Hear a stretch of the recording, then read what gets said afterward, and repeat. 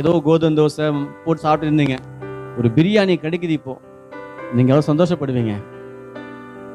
வா, இதேதான் அன்னைக்கு ஈசாக்கு வாழ்ந்த நாட்களிலே தேசத்திலே பஞ்சம், விளைச்சல் கிடையாது, வருமானம் கிடையாது, கையில காசு கிடையாது, கஷ்டம். இப்பேற்பட்ட சூழ்நிலையிலே கர்த்தருடைய வார்த்தை ஈசாக்குக்கு உண்டாகுது. பாருங்க, வசனம் பாருங்க, 2ஆம் வசனத்துல போட்டிருக்கு, கர்த்தர் அவனுக்கு தரிசனமாகி, நீ எகிப்துக்கு போகாமல் நான் உனக்கு சொல்லும் தேசத்திலேயே குடியிரு. இன்னைக்கு ஆண்டவர் பிள்ளைகள், தேவனுடைய பிள்ளைகள் எத்தனை பேர் ஆண்டவருடைய வார்த்தை கேட்டு அவர் சித்தத்தின் என்னவோ நம்ம அறிந்து கொண்டு நம்ம செயல்படுகிறோம்? சொல்லுங்க. நம்ம சொல்லு